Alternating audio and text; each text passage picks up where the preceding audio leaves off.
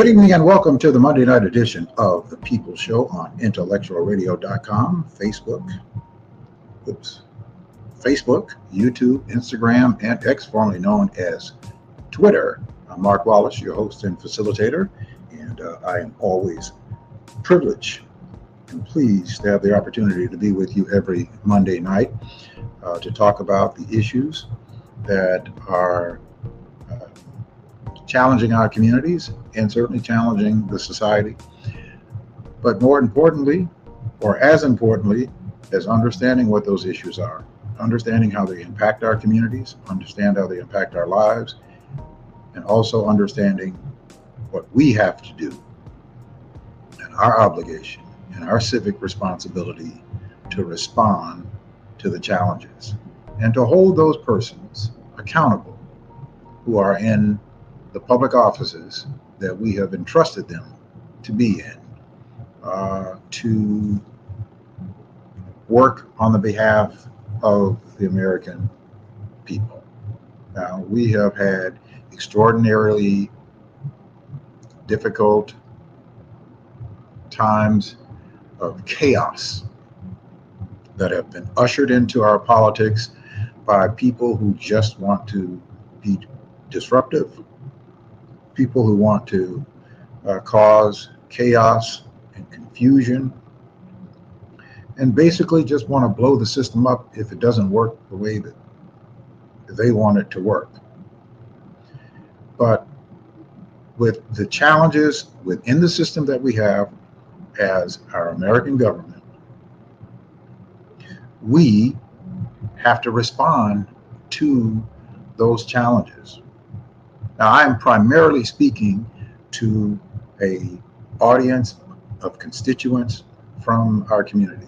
This program speaks on policies and principles and political or public officials that largely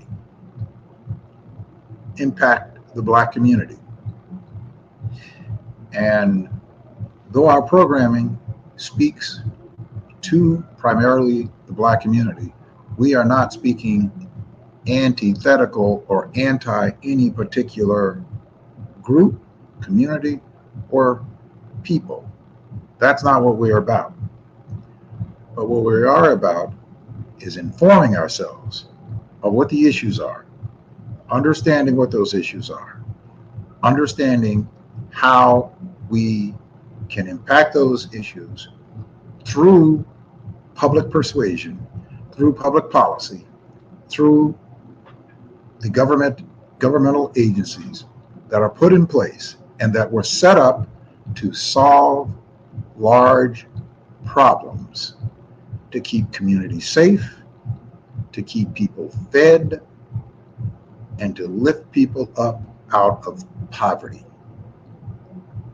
That's what government is for. That's the responsibility of the people who we have entrusted to be the stewards of our government. But we, as the constituents, and we as the people of the government, we have to be engaged in that process because we have to ask critical questions and we have to hold the people who are in those positions that we have given a job, a position that we've entrusted to be stewards in those positions, to being representative of making sure that the communities that put them there, our communities that put them in those positions of public service, that they serve the public. That's what our responsibility is. Our responsibility is not civically to just go and vote and then sit and hope for persons that we put in those positions to do the right thing or to do and represent or fight for those things that are important to the elevating and the lifting and the liberating of of our communities. We must be engaged in that process. Because if we're not engaged in that process, there are people who will co-opt the very representatives that we have voted for, have elected to go to public office to represent the interests of our communities. Those people will be co-opted to represent and legislate on the agendas on behalf of people outside of our communities. We see that happening right now and has been happening. But we also see the counter of that, of other communities, other ethnic groups who are working for the interest of their community and their people. And they are being heard and they are being responded to in a positive way, in a much more progressive way. We, as a Black community, locally, statewide, and federally, we as a Black community do not have the wherewithal, or we do not have the luxury of operating and continuing to operate in the silos that we have been operating in. I'm going to give you a perfect example of that. Where Black communities were largely 99% Black communities. We have some of our communities where we were populated largely as an African American community, whether it be here in Chicago or where I am from down in South Dade, Miami, Florida. Many of our communities are being repopulated by other ethnic groups. Now, this is not to speak against anybody, but I want you to stay focused on what I'm saying about what we must be doing. Not to be anti, but what we must be doing to be pro not just the survival of our community, but pro of a thriving of our community, that our community can coexist and thrive just as any other communities, and that we don't get pushed out because of our apathy, because we are apathetic in our participation, or we have become jaded to somehow believe that the process doesn't work for us. The process works, and it works for anyone who works it, and everyone who believes that they're worth it works the process. We cannot afford to spend time throwing rocks at other communities and other ethnic groups. While the people who we have sent to public office are taking the resources, divvying the resources up, and serving the resources out to the people who are organized to demand those resources. So, my point is, from this point forward, I want to do all that I can and all possible to inform and educate us on the facts, not on the fodder, not on the fiction, not on the chaos, not on the gossip, not on the hearsay, but on the facts of what it is that we must do if we are going to liberate our communities and make our communities thrive. We have to do that. We have to become less interested in tabloid gossip and who is doing who. The tabloid gossip that we hear and pay so much attention to and have no facts for. And even if we did have the facts, it is not going to be beneficial to our lives or certainly to our people. Especially when you're talking about people who are celebrities, lives economically, or doing whatever it is that they want to do. That is not largely what is going to benefit our community by being engaged in the gossip.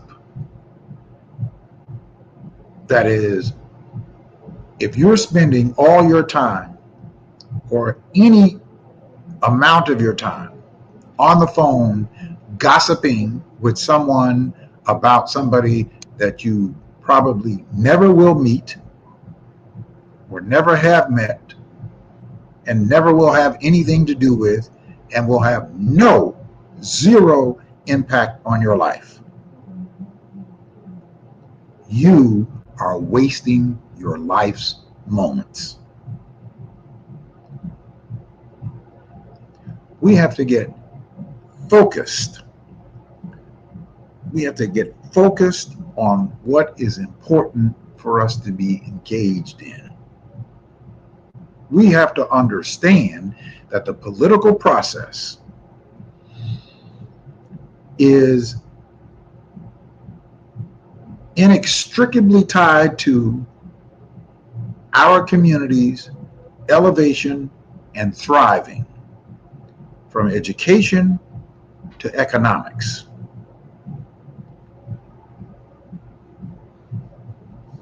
Those are the things that are important. Those are the things that I discuss on this program that we must engage, that we must do if we are going to change the conditions of our communities, the socioeconomic, the socio-political dynamics of our community. So that's what we have to be about. The entertainment, enjoy the entertainment for what the entertainment is. Don't invest your time, an extraordinary amount of time, talking about some people's lives that will have no impact on your life. And largely that you, even if you did know all of the facts, won't make a difference.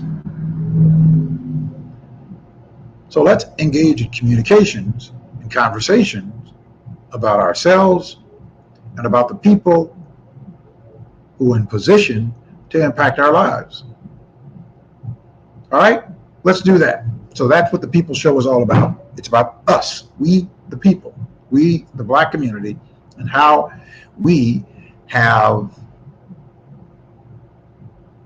the wherewithal to amass ourselves in a position to where we are a people of power, in power.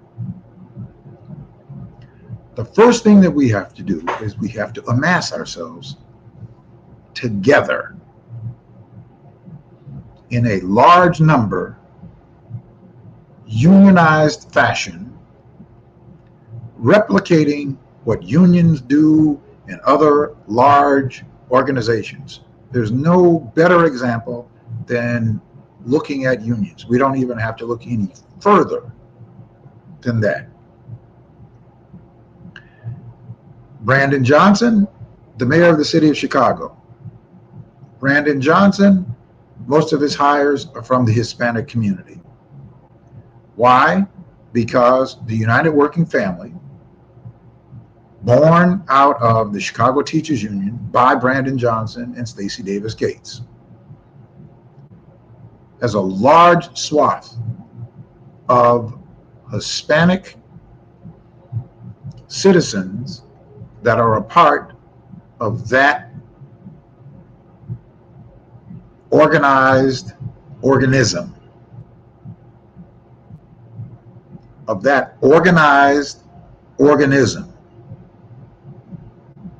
connected to the Chicago Teachers Union.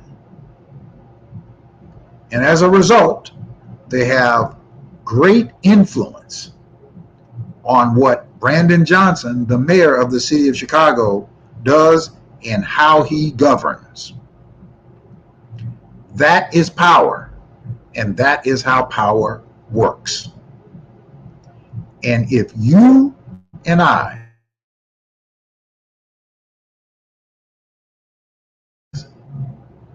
a powerful black organism to deal with the socioeconomic and the socio-political dynamics that impact our communities, we will see a continuation of pushing and pushing and pushing and pushing us further to the fringes. Not because someone is more powerful than we are, it is because we will not operate in the power that we have the opportunity and the potential to be. For that reason and that reason only, they will manipulate and use our votes when they need them, but they will govern to the people who has the greatest influence on them. That is what is happening. Brandon Johnson is the mayor of the city of Chicago. Brandon Johnson was largely elected by the Hispanic consortium that was organized by the Chicago Teachers Union through the United Working Families. We as a black community had no other choice. We could not and should not ever go with a person who's already demonstrated of what he thinks of our community, and that is not much, in the person of Paul Vallas. So Brandon Johnson won the black vote by default. He got the black vote by default. Now let me just clarify what I'm saying to you. I support and supported Brandon Johnson. And I still support him because he's the mayor of the city of Chicago, and I want for him to be successful. But Brandon Johnson is governing to the people that he knows is the base of people who hit the streets by the hundreds of thousands. There is more than 500,000 people affiliated with the United Working Families. I happen to be a member. I joined the United Working Families. One, I wanted to find out who they were, what they do, how they do it, and who they're doing it for. And I make no secrets about that.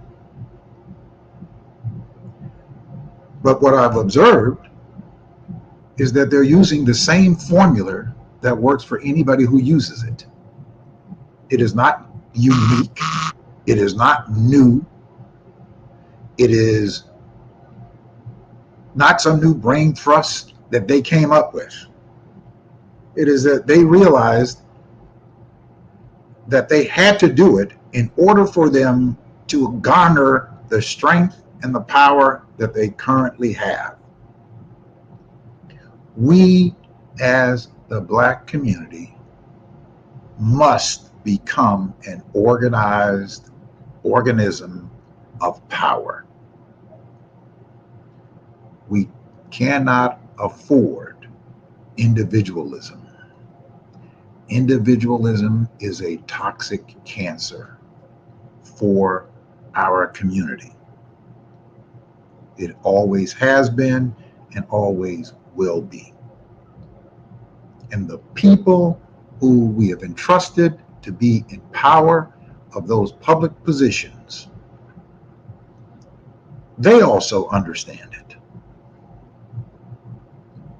So if we plan and if we intend for there to be a structural change and fundamental change in how our communities are responded to and respected, then we must show that same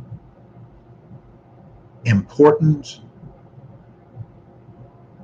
to ourselves. We must do this. It is the only way that it is going to happen. And I'm taking this time of the program before we get into other discussions to go through this, because if we do not do this, everything else has very little weight. We'll go back to our silos and continue to do the work that we're doing in the different organizations that we're affiliated with, and we'll continue to get incremental incremental treatment and response. But if we connected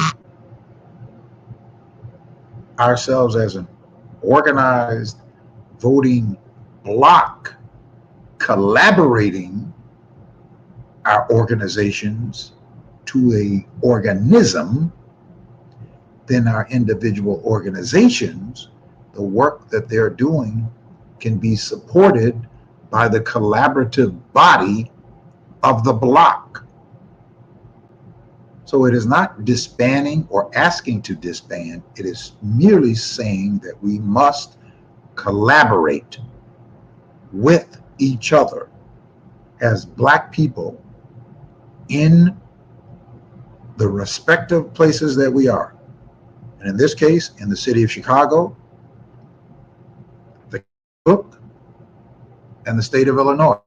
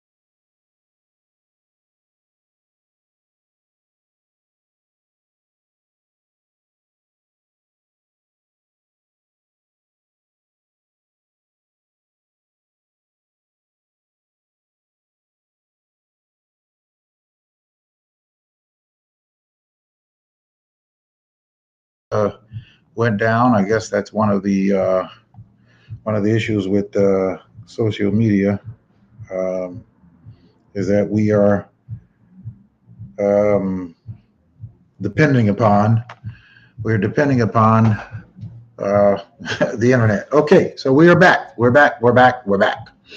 All right. So as I was saying, I want for us to get into that posture. I want for us to get to that posture of understanding that um, our success is largely up to us. It is up to us and how we engage in that process. We cannot put this off on anybody else if we are not doing what our basic fundamental responsibility is to holding those persons accountable. Do you see how hard it is, or how hard they work, and how much money they spend when it is election season to campaign in our communities, because they know that they have to get the support from our communities in order to win an election? And the people who vote and how they vote are the people who get responded to, because the people who are elected to those public offices know who that supported them to get there, and who they need to satisfy and to keep satisfied in order to go back there or to stay there. So we have to use our leverage. And we have to get out of the mindset that we're powerless. We are very powerful. We have the potential of being very powerful. You are very powerful. There is nothing that you cannot do. There's nothing that you cannot attain. And there's nothing that we cannot attain if we set our minds to it. And there's nothing that we can't do. Stop feeding negativity into your minds, and stop allowing for other people to feed negativity into your mind. Because we together can do it, and we together must do it. We must do it together. And the first thing that we have to abandon doing is attacking each other. That's the first thing we have to do, is to abandon attacking each other.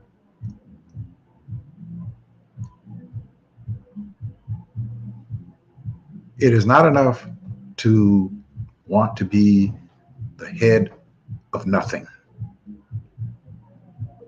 What is the payoff for being the head of nothing? What's the payoff for being the head of nothing? To say that you are the chairman of this group, but that group is not able to achieve what the group could achieve by participating and collaborating with more groups and more individuals, that we become a collective body. So that's the point. That's the point, period. So now we get back to Brandon Johnson. Brandon Johnson being the mayor of the city of Chicago. Brandon Johnson, obviously a black man. Brandon Johnson, many of his hires in his administration are Hispanic people. I'm not mad at Hispanic people. And I understand what Brandon Johnson understands, that these are the people who got me in this office. And I can't abandon that, because if I do, I lose them. However, we as the black community, overwhelmingly 80% of the vote went to Brandon Johnson. So Brandon Johnson, by default, largely by default, got the support of the Black community because we did not have a viable option. Paul Vallas was not a viable option for the Black community. Paul Vallas will never be a viable option for the Black community. Now, let me share with you how we get the same administration at the local level, which is the mayor, at the county level, which is the Cook County Board, at the state level, which is the state legislature and the governor. So you have your local, county, and you have your state, as well as your federal members of the legislature. You're largely impacted by what happens on a local level. Local politics, statewide politics, in many respects, drives what happens federally. They are all important, but we have to get focused and acutely focused on local and state participation. We largely get excited about national politics, but it first state politics drives your national. You're largely impacted by what happens on the local level, largely. So we must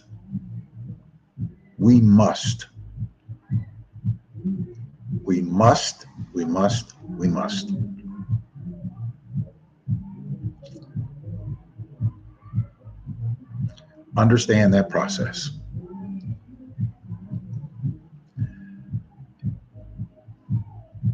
In order for us to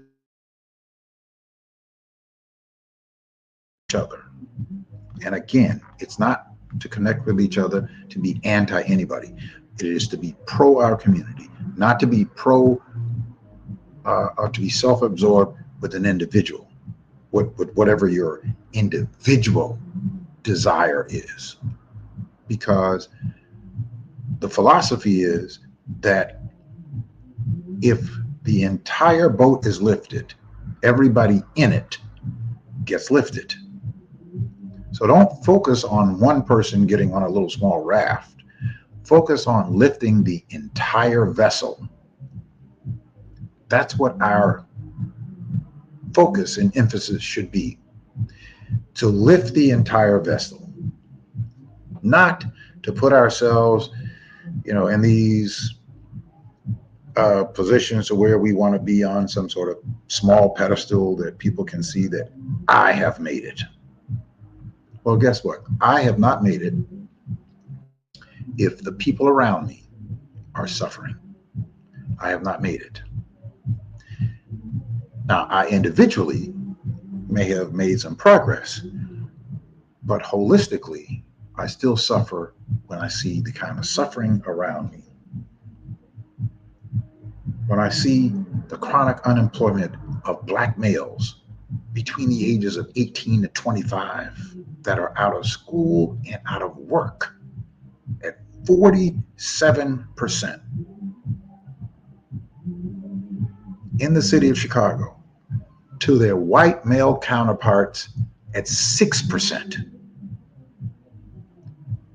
Black males 18 to 25 are unemployed and out of school at 47% in 2024, to their white male counterparts at 7%. Those disparate numbers cannot sustain the upward bound and upward mobility of a community of people. Just cannot. and we should not accept it, and we cannot tolerate it. But we have to do something about it. But we can't do anything about it operating in silos. We have to. We have to come together. We have to make sure that everybody in our community has what they need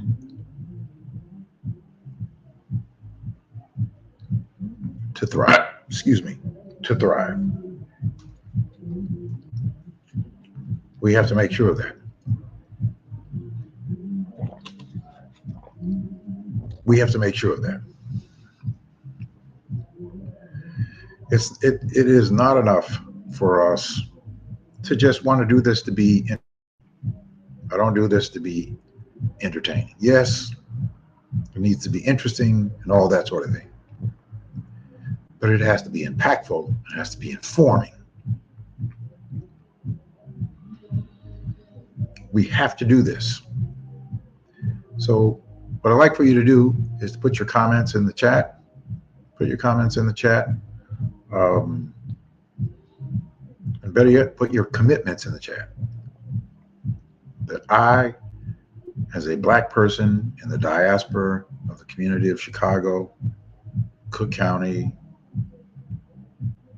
the state of Illinois, if I live in Chicago, if I live in Markham, if I live in Roseland, if I live in Harvey, if I live in Robbins, if I live in Country Club Hills, if I live in Homewood, if I live in Flossmoor, if I live in, I don't want to leave any communities out, but I'm sure there's one that Crestwood, Mattison, all of those communities, all of them, we largely occupy. We largely live in. If you look in places, Harvey, Markham, Robbins, well, these places, 85, 90% African-American residents. Flossmoor, 65%. Olympia Fields, 80%. So, but we are operating in silos. That's not beneficial. That's not beneficial to the upward mobility of our entire communities. Because we still have the systemic problems that are ingrained in our politics that we have to beat back. And we cannot beat them back if we are operating silos. And we can together and commit ourselves to going the same direction. Meaning we either all rise together or we all fall together or we all stay stagnated. But if we get together, if we agree to collaborate for our upward mobility, for our upward strength, for our upward thriving, for the real prosperity that people in our communities can overwhelmingly reverse the cycle of 47% unemployment to getting that 47% unemployment to the 7% to the white male counterparts. Do you know what that would do? And I mean getting them employed in positions and jobs where they're earning $80,000, $90,000 a year. The average manufacturing entry job today is $89,000 a year. That is a career that someone can start and retire from and earn a good deal of money to invest, save, take care of their families, send their children to college, and live a very comfortable life. It's there. It's there.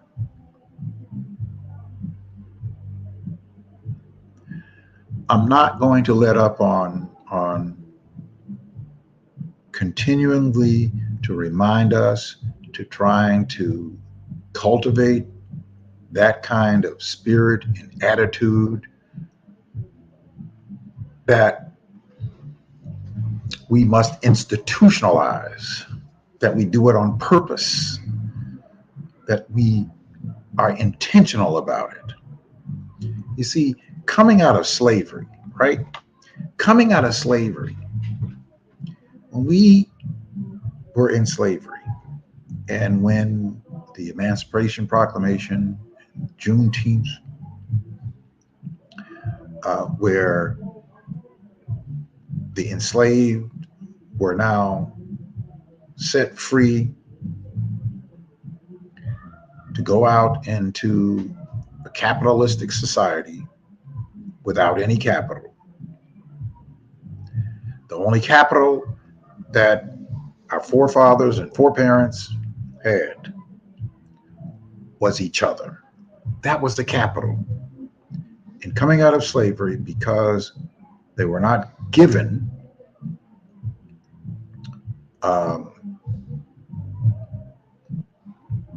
the kinds of foundation that other groups were given, that European peasants were given, that were given millions of acres of land,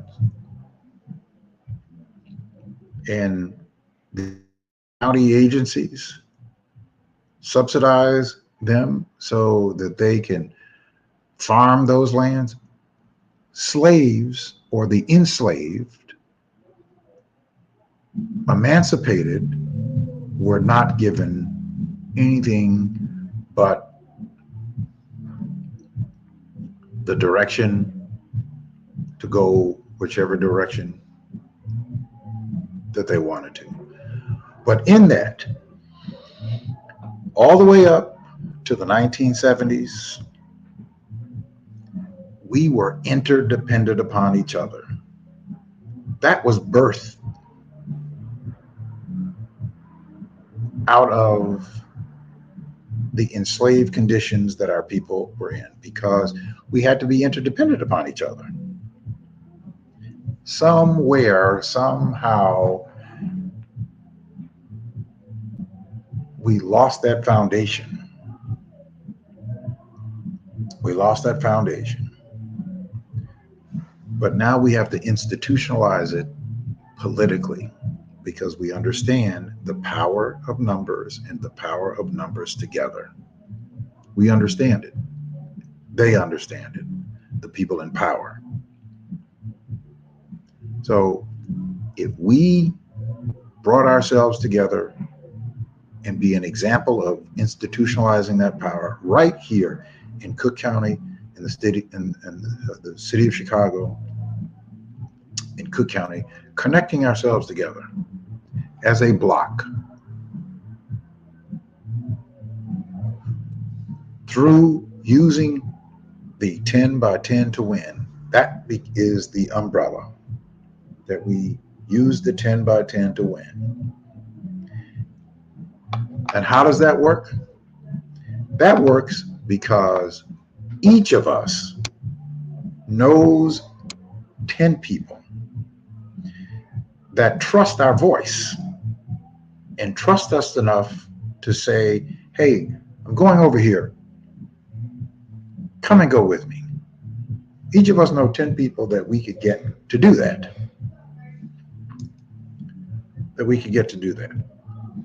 So we came up with 10 by 10 to win. So if we take 10 people and those 10 people brought 10 other people in, we now have quickly 100 people. Just did it one time. If the 100 people go out and get 10 people, we now have 1,000. 2 times over, just 2 times over, we've reached 1,000. If the 1,000 goes out and gets 10 people who trust them to become a part of the block, we now have 10,000 people united. 10,000 people, that's half of the membership of the Chicago Teachers Union. One of the most powerful unions now in the state of Illinois. Right? 3 times over, we're at 10. Just three times. 3 times. But now if the 10,000 went out and brought in just 10 people, we are now at 100,000 people. 4 times the amount of the Chicago Teachers Union. That means we have people connected in every community that we live in. Every community that we live in. That's just 4 times. If the 4 times, if the 100,000 committed themselves to getting just 10 people, 100,000 people committed themselves to getting just 10 people, we are now at 1 million. 5 times over, we are at 1 million voters strong. And we institutionalize that. We have a 1 million Black independent voting block. That means we have the power to slate, select, and elect. Let me say it again. We have the power to select from our own, slate, and elect. Not only do we have the power to select, slate, and elect, we also have the power to unelect. Not only do we have the power to slate, we have the power to replace. People who are in public offices, that we have entrusted to public offices, that have not delivered to our communities what we demand, what our expectations are. That's the power of the vote now. That's the power of the vote. In Chicago, we live largely in 20 wards. Largely in 20 wards. We have 20 Black aldermen. We have a Black mayor. We have a Black Cook County Board president. We have 6 Black Cook County commissioners at the Board of Commissioners. Not to mention the Board of Commissioners for the Water Reclamation. We have 17 Black mayors in the south suburbs. I believe we have at least 1 Black mayor in the western suburbs, maybe more. We have 22 Black state representatives. We have 10 Black state senators. We have 4 Black United States Congresspeople. We have a Black lieutenant governor, a Black attorney general, a Black state's attorney, a Black superintendent of police in Chicago, a Black city treasurer,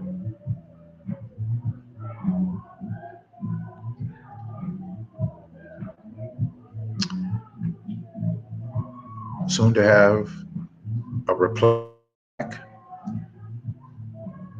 county clerk,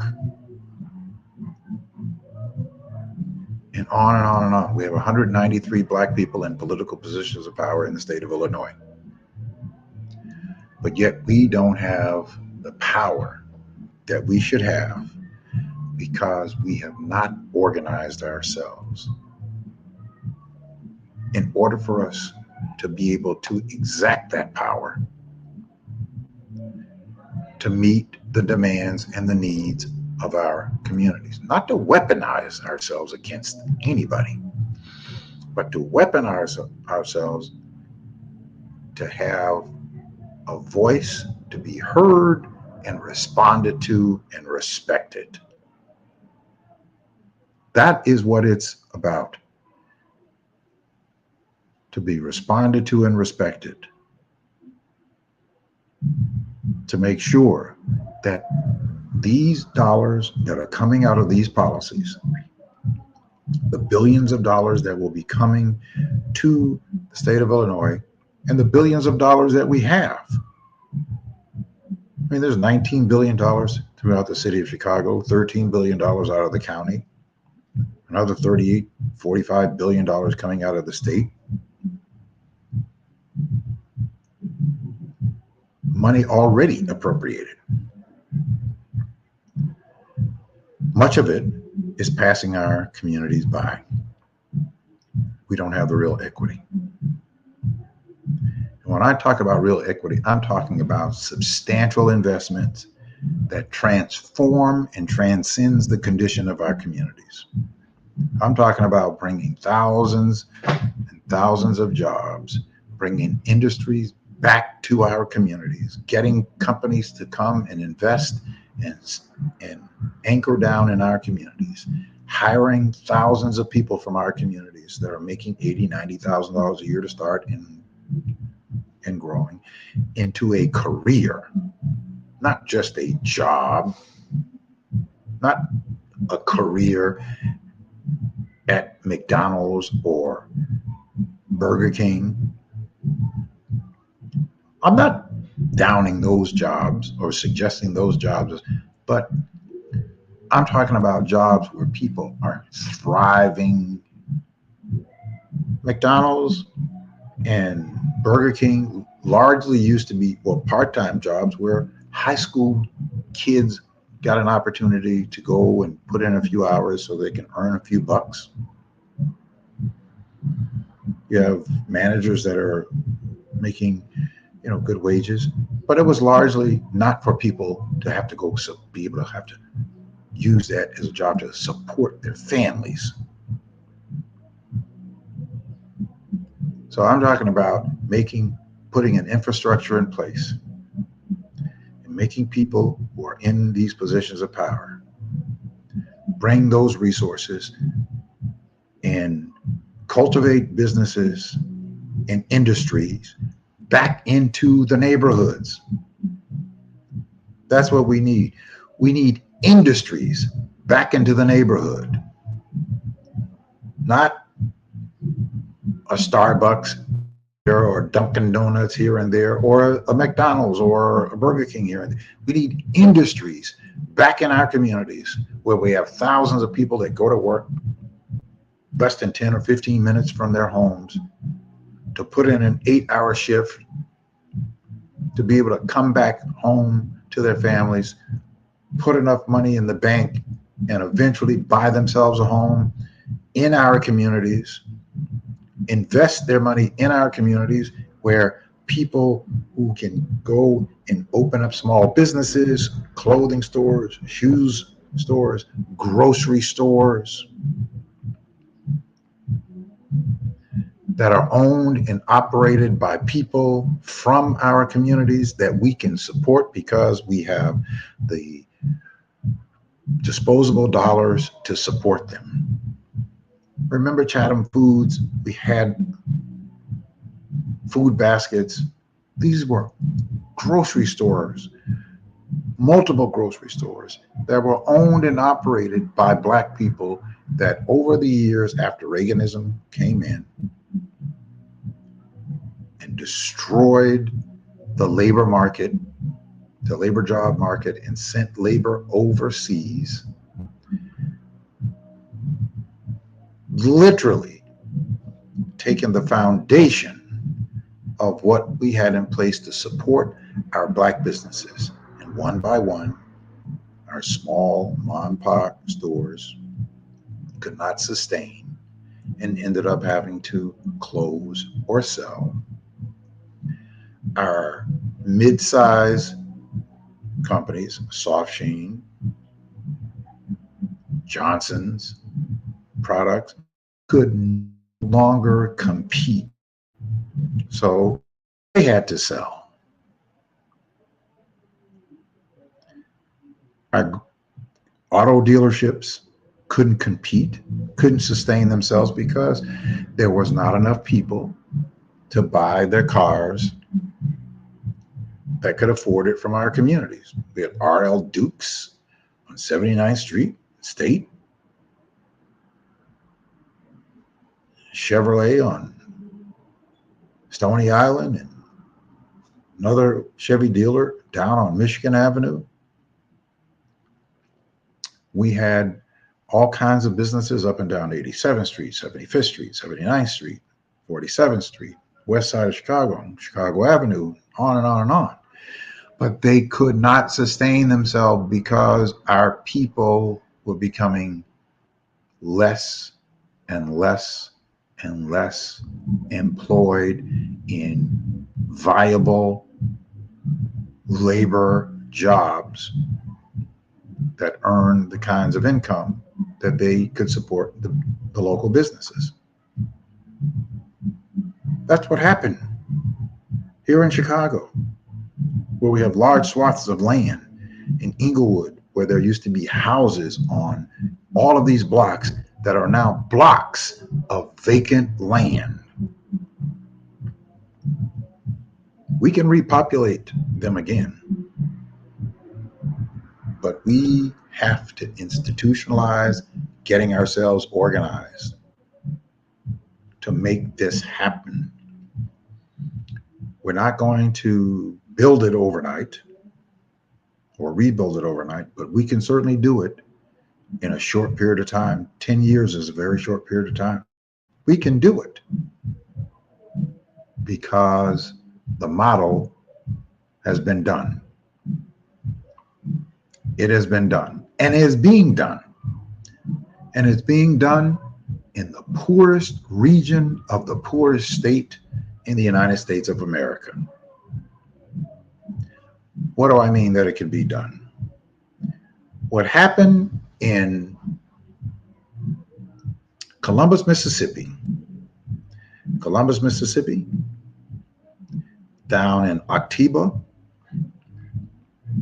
and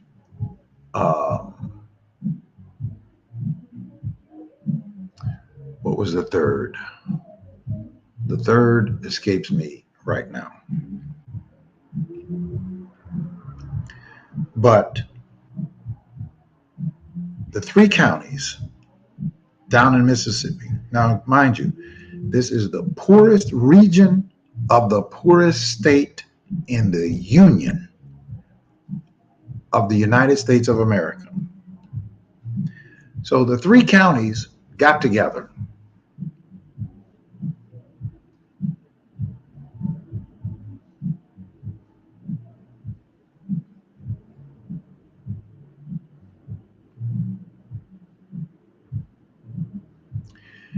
The three counties got together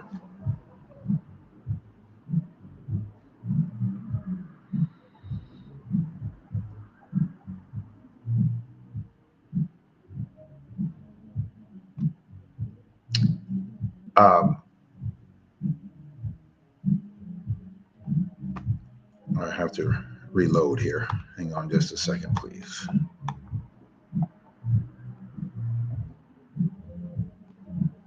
I've got to reload Instagram because something happened here. I got to put it back.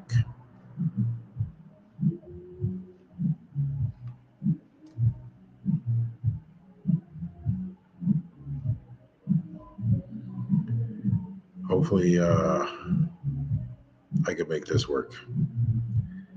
My apologies here.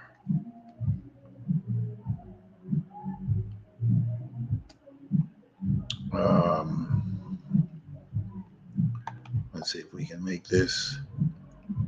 We're gonna have to make this. You all just hang with me real tight here because I want the Instagram audience to be able to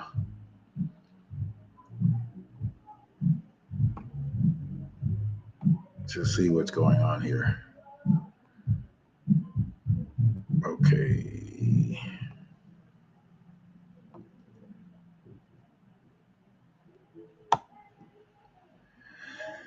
Okay. Okay. All right. See if this works.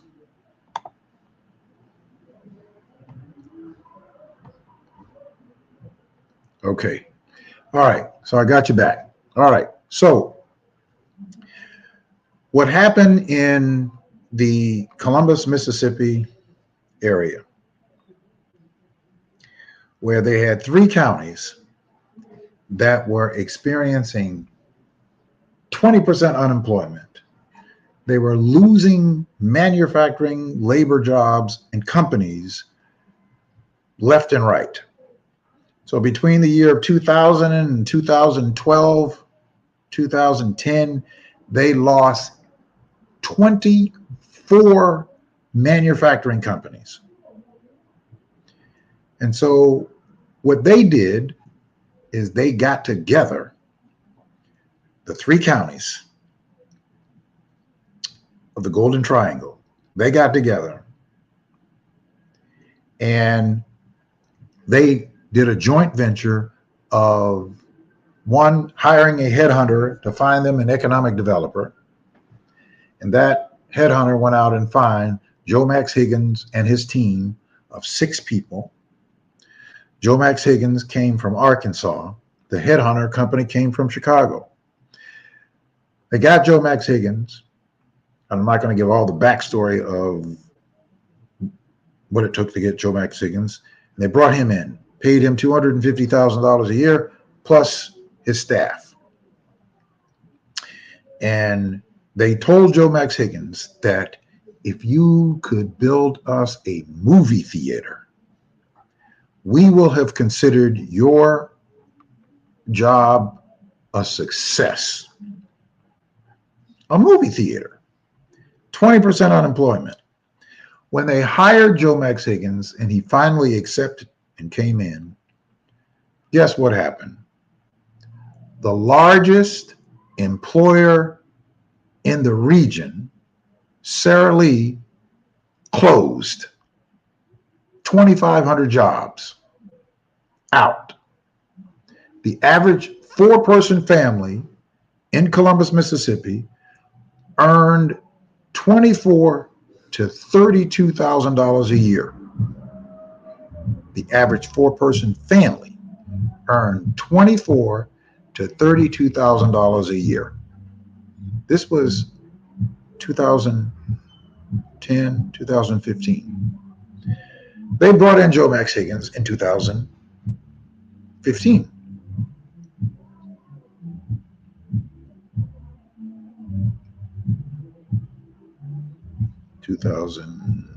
Somewhere around there. They brought him in.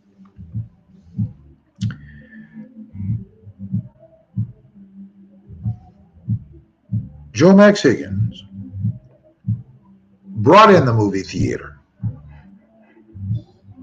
got the movie theater developed.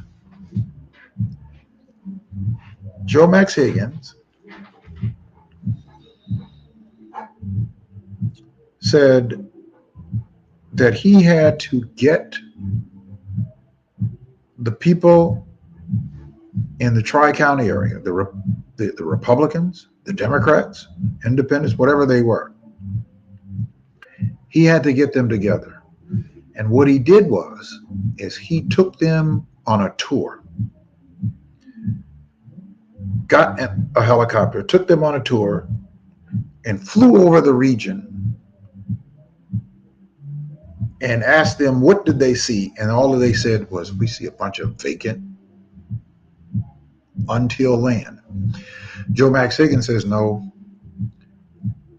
what I want you to see is opportunity. So they came down off their tour, and Joe Max Higgins says, well, built your movie theater, but nobody's going to go to your movie theater because you got 20% unemployment. Nobody can afford to go to the movies.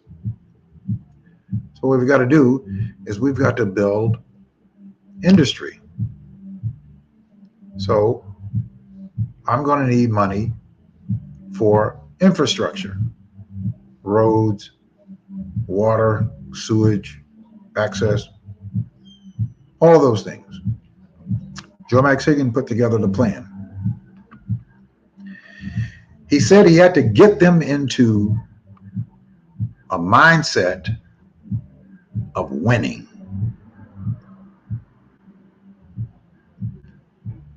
Not I can, but we will. So,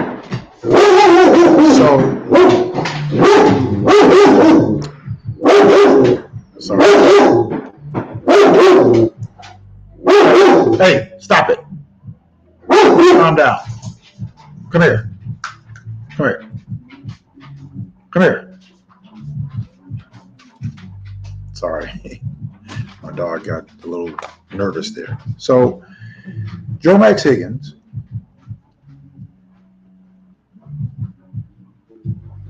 put together plans. So, what Joe Max Higgins did is he started going around the country. He started going to these different conventions, manufacturing conventions, and going to different industries and getting people in different industries, offering them deals. And he would come back to them and say, listen, I need X number of dollars to build this, X number of dollars to do this, put this kind of infrastructure in. And the politicians were a little reluctant because in their mind it was always, well, we can't do that. We don't have this. We don't have that. All of those excuses. Joe Max Higgins had to break through all of that and had to get them out of that into a whole new mindset. So he finally broke through and he said, I'm going to bring some industry in here. So Joe Max Higgins went out and he brought in a helicopter manufacturing, a advanced steel manufacturing company, and a German engine company for tractor trailers. He got them to come in. He also got them to agree to set up the training for the workers from the workforce of the people in Columbus, Mississippi. So what they did was they partnered with the community colleges in Columbus, Mississippi, and they offered the tax subsidies for the industries to come in exchange for bringing the industries there and training and hiring the people from the area. So they made that agreement and he brought these three industries in. One of the companies had never done any business in the United States of America, the truck engine company, had never done any business in the United States of America. They partnered with the community colleges, set up the training programs, and the businesses paid for the training programs. And as they were building the industries and the infrastructure that they needed, once they got them up, by the time they were up, they had the workforce trained. Now remember, these were people who were earning $24,000 to $32,000 a year that had now been unemployed and lost their jobs. Unemployment was at 20%.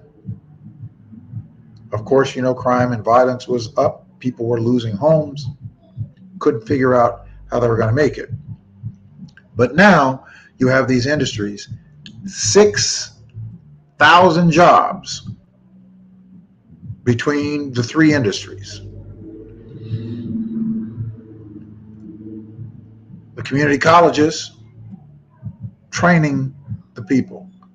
The people went into jobs where they were now earning into advanced manufacturing,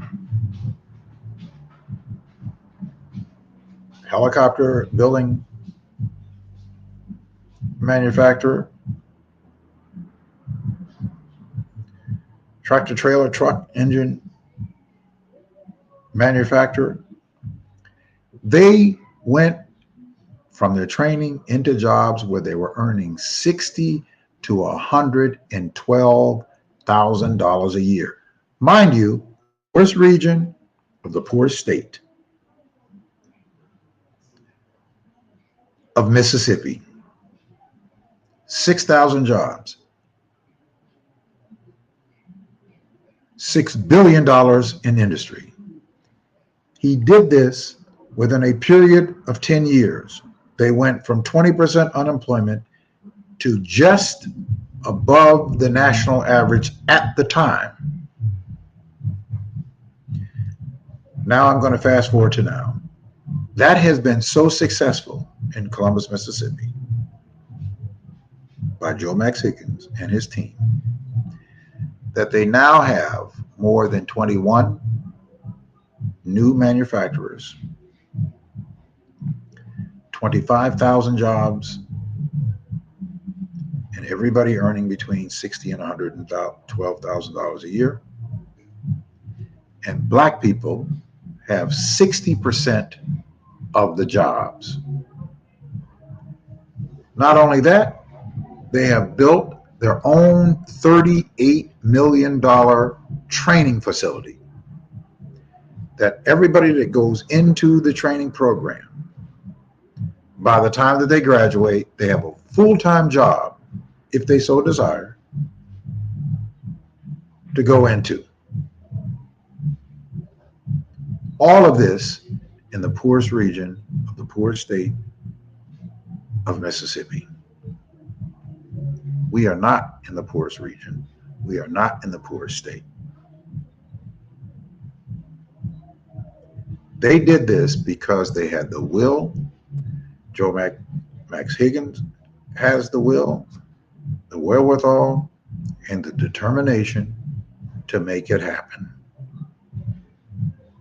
Those are the kinds of infrastructure, those are the kinds of investments, those are the kinds of initiatives that we have to have. Those are the kinds of initiatives that we have to certainly impress upon the people who are in the public offices, that we have put them there, that we have to impress upon them, that we have to demand that they bring and advocate back into our communities. We can do whatever it is that we set out to do. It is a matter of will or will not. It is not a matter of can't. It's not even a part of the equation. That is what we have to, that is what we must require, that we must do. We have to get acutely focused to make this happen. When we make that happen,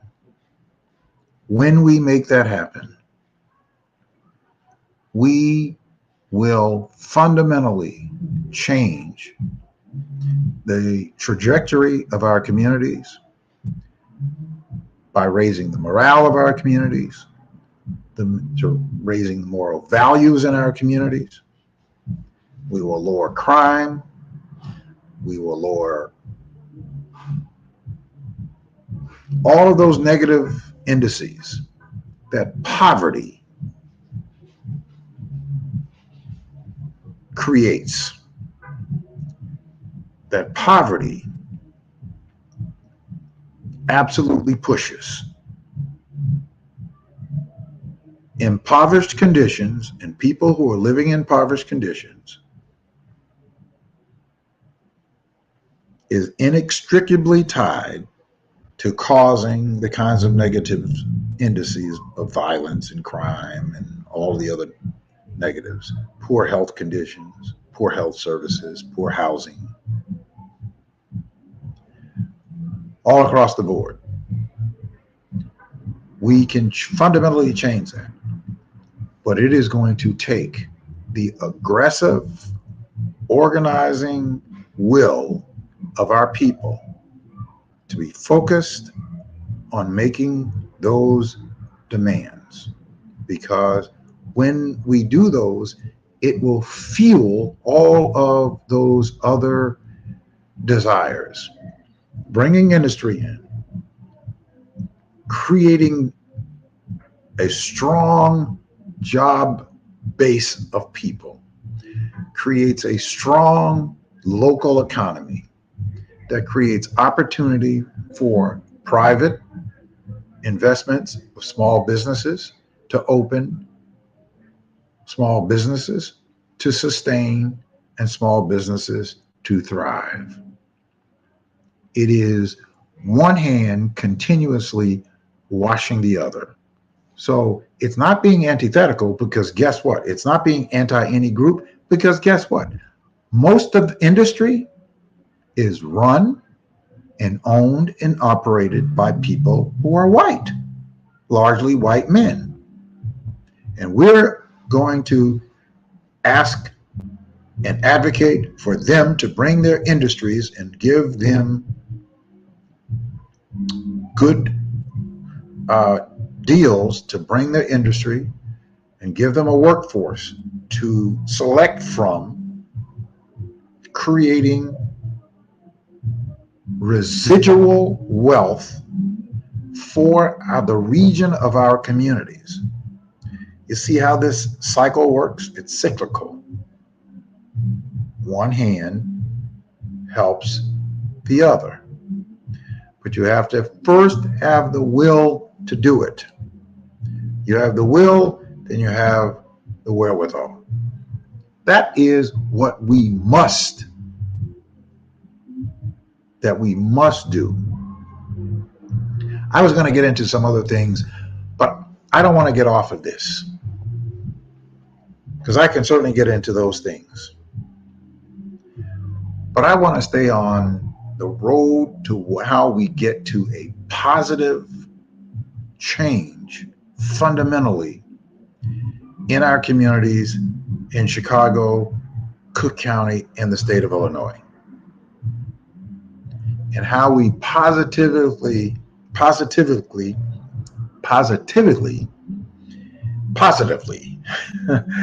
impact our political, public officials, and our governmental structure. In order for this to happen, we must be a unified body. We must be a unified block. It will not happen if we continue to operate in silos. It will not happen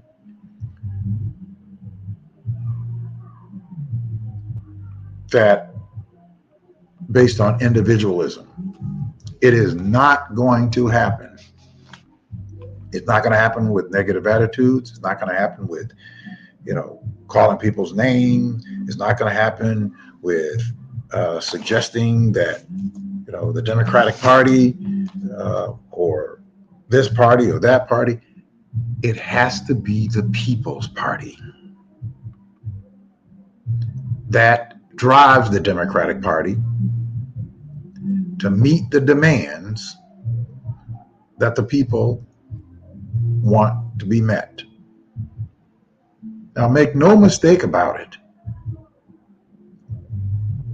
that the people who are associated, who are in the Democratic Party, are going to be the people, when we organize ourselves in the manner that we need to be organized in, are going to be the people that we're going to be able to push, the people that we're going to be able to demand, and those people are going to meet the demands. And if they don't meet the demands, then we will hire some other people.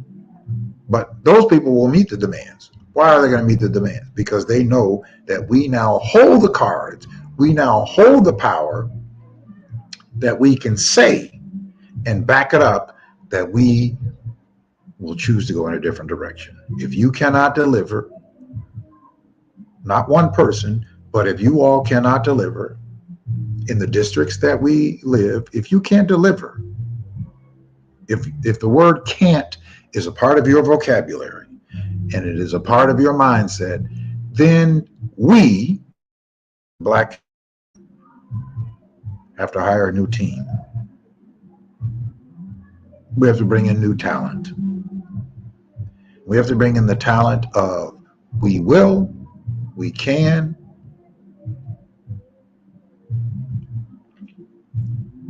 do it. That's the team that we have to bring in. The team of we can't do this, we can't do that. Okay, we have to hire a new team. And we have to give that team the directives. And we have to give that team the support. And they'll have the support because we are a massive block. We have institutionalized real power that Black people have never, ever had. We've had access, but we've never had it. And the reason why we haven't had it is because we've never organized to institutionalize. Not around a personality, around its people, around the masses of people. Stokely Carmichael says, no Black person in this country makes any advancement solely based on his or her talent or worth. All individual advancement is based on mass struggle. It is the masses.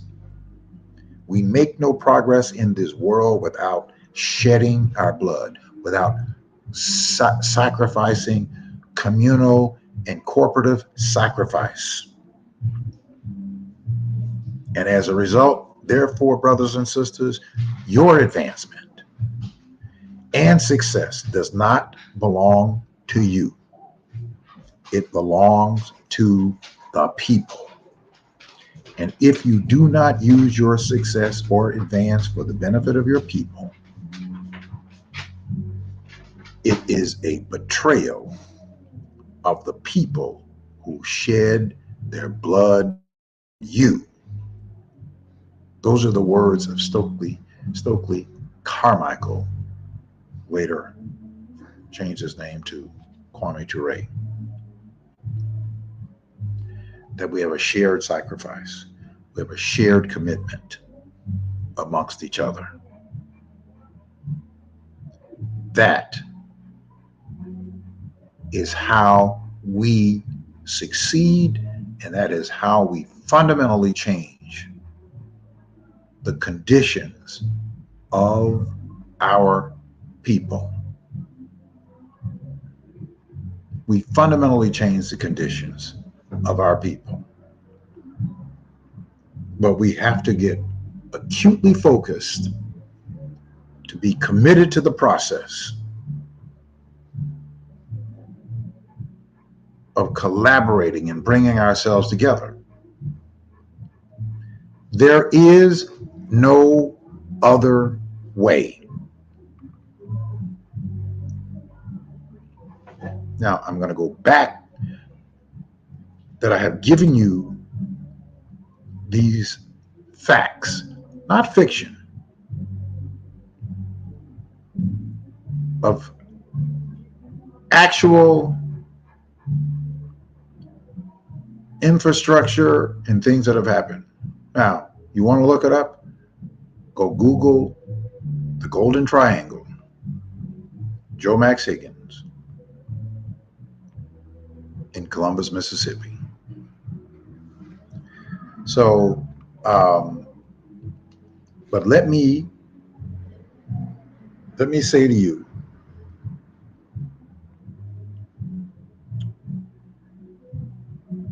I'll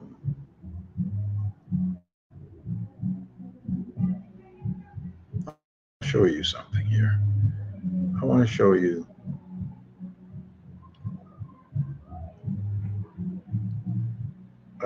you something here.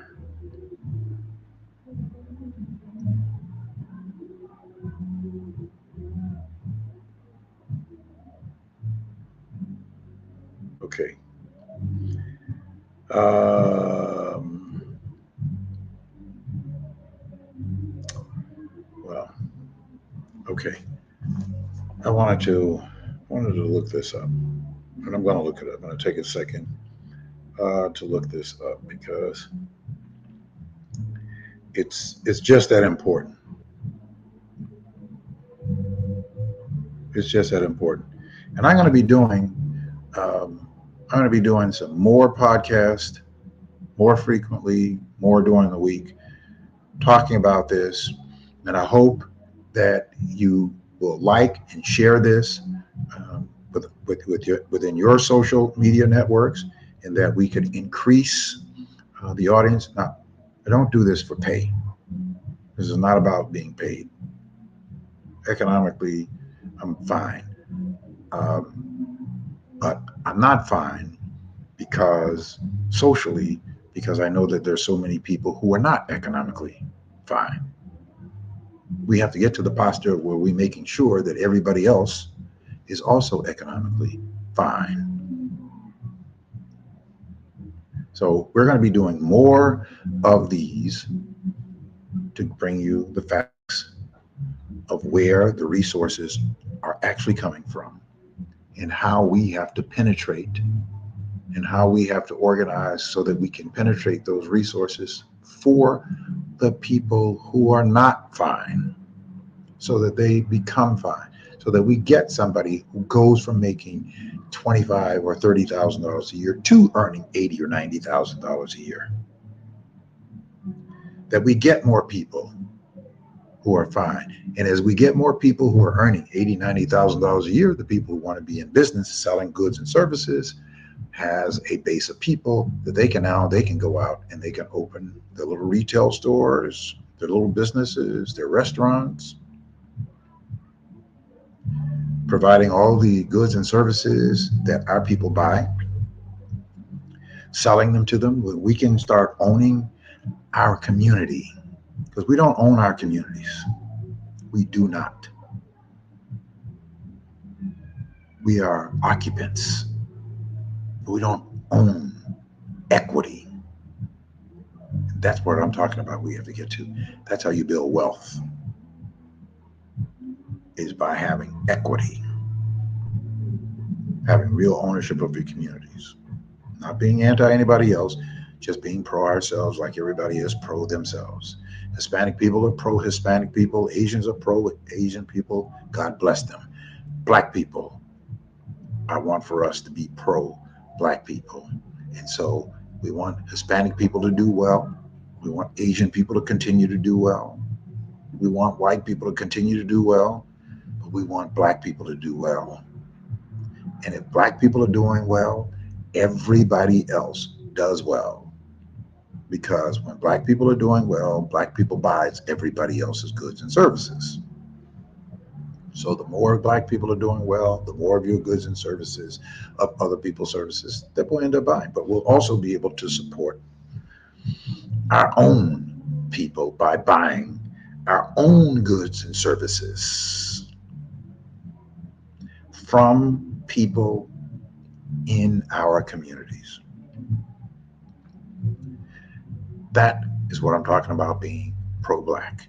See, when you're being pro-Black, that means we're being pro everybody else, because everybody else is going to benefit as a result of us lifting ourselves. Period. That's the way it works. And that's the way it's going to work. And that's okay. As long as we are thriving and we're not being divested and unequitably treated, we're going to be supporting other people. We're going to support them. We're going to go to their restaurants. We're going to go to their stores. We're going to buy their products. We're going to buy their cars.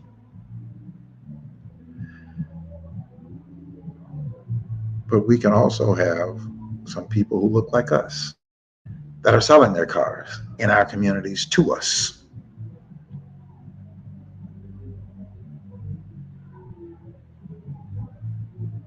We can have more of us, like me, selling homes to other people who look like us. providing them with the types of homes that they can afford to take care of, they can afford to provide for their families. Buying equity, buying wealth, it's cyclical. That's what I'm talking about. That's what we must do if we are going to fundamentally change the conditions. But we got to have a foundation to do that. We are the foundation, and we have to have the will to be disciplined, to stay focused on bringing that infrastructure together, bringing that team of us together, because it's an all-in first team squad. There are no second stringers in the independent infrastructure of Black voting block, 10 by 10 to win. Everybody is on the first team, and we cannot afford to lose a team member. So that means that everybody has to be supporting the next. Everybody in your trusted circle, we have to be encouraging each other. We have to be supporting each other. I'm telling you, nothing else matters if we are not willing to lift ourselves. Nothing else matters. Nothing. What I mean by that is we'll go back to our silos and continue to make the kinds of incremental progress, but we'll continue to see that we are losing more and being pushed more. Now, I said I was going back, so here it is. When I went home to my hometown of Richmond Heights, where I'm from, where I was raised, I was born in Mount Sinai Hospital, September 29th, 1960, at 11:58 a.m. in the morning. 9 pounds, 16 ounces. To a mother and father, Emery Lee Wallace Sr. and Salome Bobby Matthews Wallace. Raised me 14301 Box Drive in Richmond Heights. Of the home that my mother and father, both have gone on to be with the Lord, and my Aunt Margaret. The three of them raised us in that community, which was a community that was built for Black military veterans, post-war, by a man by the name of Frank Crawford Martin. And so, 1951, if you were a Black veteran, you could buy a home in Richmond Heights. Parents paid $6,500 for our home. We grew up in a community. When I go home now, that same community has and is being populated with people from South America. We welcome them in. West Perrine, South Americans, Ghouls. These were all Black communities that we were interconnected. Now, they're not right next door to each other, but even though that they're not next door to each other, we were inextricably connected to each other because it's a small Black community in Miami. The population of Miami, I think, the Black community is about 11 or 12%.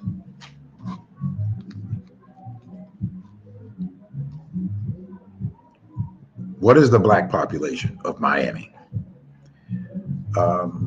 So it's 13, let's see, in 13.6%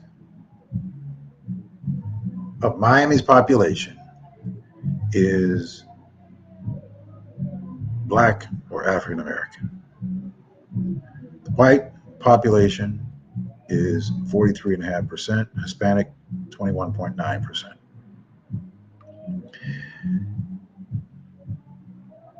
the largest racial ethnic groups are Hispanic. In Miami now, 72.3%, 12.8% Black, and white. The white population is 11.9%. Now, what we see happening in those communities that were largely communities built for Black communities and for Black families, well, we're welcoming people from other communities in. But the people who are elected to those public offices absolutely have to get the Black vote. But they are largely supported by people of the Hispanic community, and you see people who happen to be Black in public offices, whether it's a state rep or state senators. They tend to respond to other communities' demands. Why? Because they are organized and because they go to the polls and they vote. It is just that simple.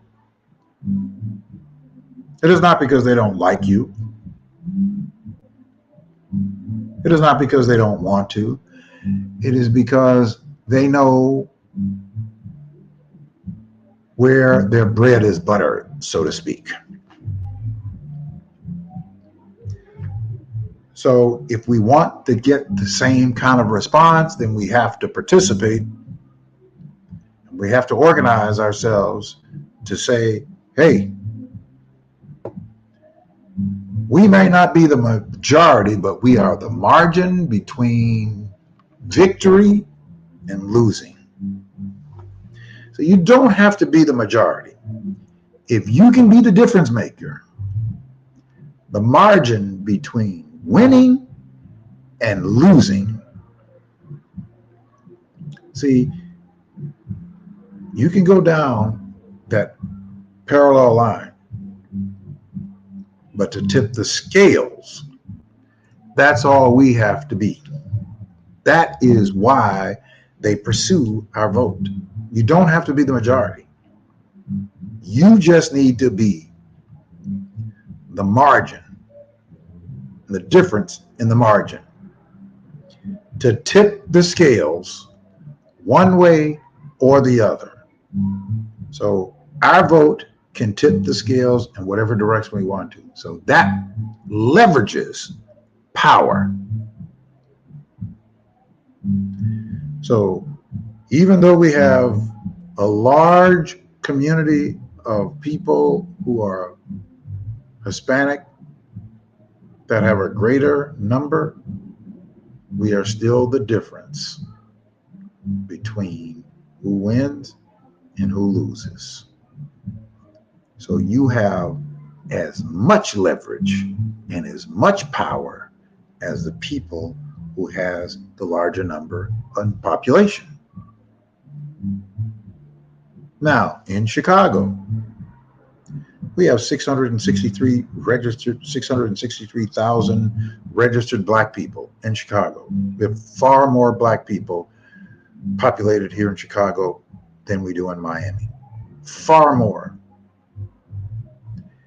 663,000 registered Black people in Chicago, another 180,000 eligible to be registered because they have aged in to the requirement.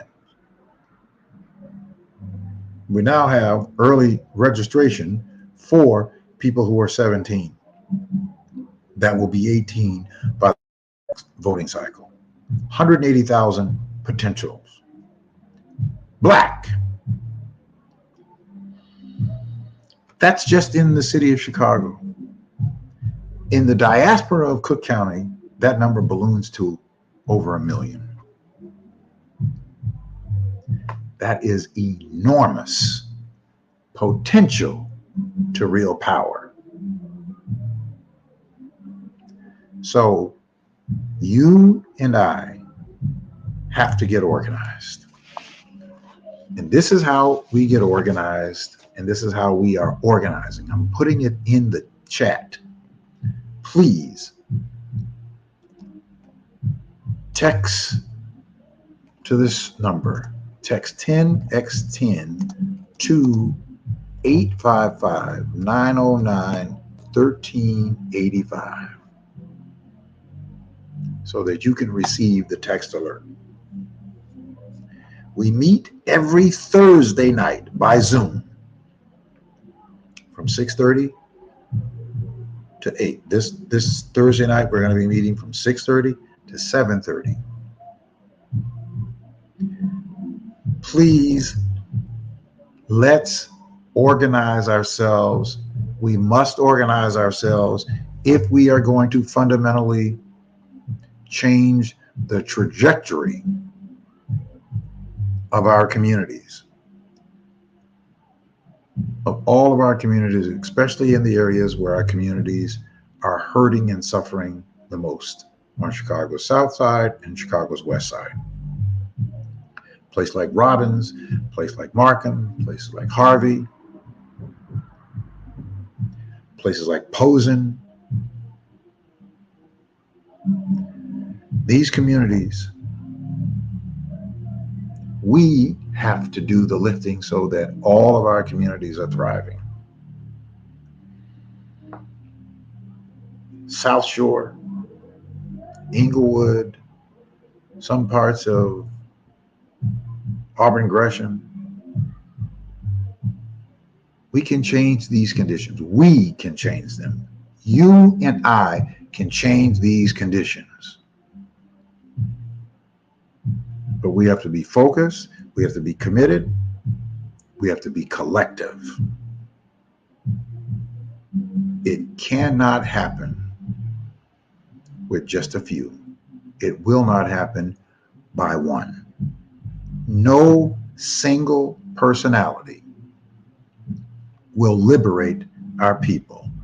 Only a properly organized people will liberate its people. So says Stokely Carmichael. Only a properly organized people will liberate its people. You have to be seriously committed to it. And the more of us that commit to it, the heavy lifting, no one is taxed. It's no different than pushing a car down the street. You see a car broken down on the street, one person struggling to push that car, another person comes on, it gets a little bit lighter. Another person comes on, it gets a little bit easier. Another person comes on, it gets a little bit easier. That it almost seems as though nobody is pushing the car because the load is shifted and it's being shared and strengthened, and everybody is strengthened by the other. That is the same thing that we have to do. The more of us that get involved, the least tax that anybody is in the process. So let's abandon individualism and let's collaborate ourselves together, institutionalize ourselves together so that we together can lift and liberate our communities to thrive just like every other community is, and be an example to the country as to how the country does better by showing how the city does better, because Black people, communities are thriving and doing better. Thusly, everybody else will do better. Beyond a shadow of a doubt. That's how it works. That's how it works. So we don't need to vote against ourselves or vote against our interests. We vote together for our interest, not for personality, but for the interest of our people. And if there are people who want to be our representatives, there are people who are going to have to pass the test. And they're going to get through and be selected and slated by the people, not by a person, not by a party, not by people who we have hired. They don't tell us. They haven't come talk to us. They have to come and talk to us. They have to come and ask us. They have to ask us for permission to be a candidate. They have to come and ask us what it is that we want. Not tell us what we are getting based on what they want to represent. They have to come and ask us, what is it that we want? We have to say to them, these are the things that we demand. These are the things that we expect for you to deliver. If you do not, if you cannot, then we understand we have to select and elect someone else. But no longer, if we do what we need to do, once we organize, no longer will the dictates be to the party slating and determining who will serve in a position. The people will slate who is selected and elected to serve in a position. Not the party, but the people will dictate to the party who becomes the candidate. That is the way that it is supposed to be. It is not people. These are the choices that you get to vote for. That's not the way that the democratic process is supposed to be. The democratic process is supposed to be the people slating, selecting, and electing who the people want to represent them, not the people in office. The people in office are supposed to do what it is that we're asking them to do. But that will not happen if we're sitting on the sidelines. The people in office will continue to be the dictators of who the candidates are that they determine to serve. So the people have no power. And so the people have to capitulate to what they have said. So, and if the people are capitulating, and if the people are submitting, then therefore they are the ones who hold the power over the people, and they determine what the people actually get, which is little to nothing. So look, that's where we must be. That's where we must be.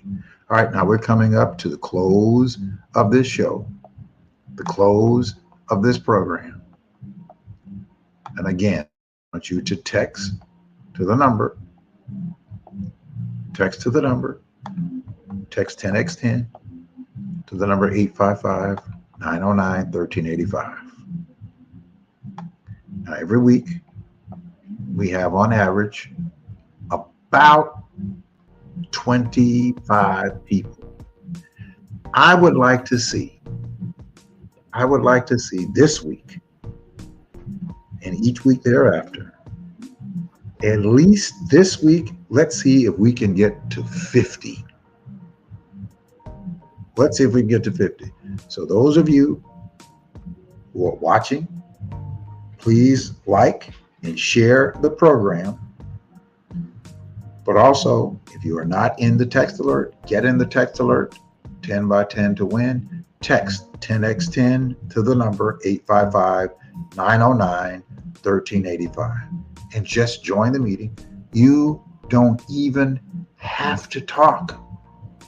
It's not always about having something to say. Your presence has power. Your presence has power. Your presence speaks volumes. And your presence strengthens the entire body. It is just like your body. You have one mouth that does the speaking, but you have a brain that controls everything else. And everything else, your hands, your fingers, your eyes, your mouth, your nose, your ears, they all have critical responsibilities to making the entire body operate and function. So you are a critical part of the body. So please text 10x10 to the number 855-909-1385 and join us. The text alert goes out every Thursday at noon of the Zoom link for the 6:30 meeting. I would love to see you become a part of this movement of institutionalized, real Black power. That's going to do it for us this week on intellectualradio.com. We certainly thank Brother Earl for giving us this platform, and I certainly thank you for your participation into this absolutely privileged opportunity that we have to speak with you every week. And look for more programs coming up throughout the week on Facebook, Instagram, YouTube, and X, formerly known as Twitter as well. And then just look onto my Facebook page at The People's Show, Mark Wallace, several of them. You can also catch the show and you can see it rebroadcast. You can go on my YouTube channel at Mark Wallace, The People's Show there, and you can share the program there. I hope this information that we have shared with you tonight is inspiring, encouraging, and that it moves you to going to the next step. We can absolutely do this. The power is in our hands.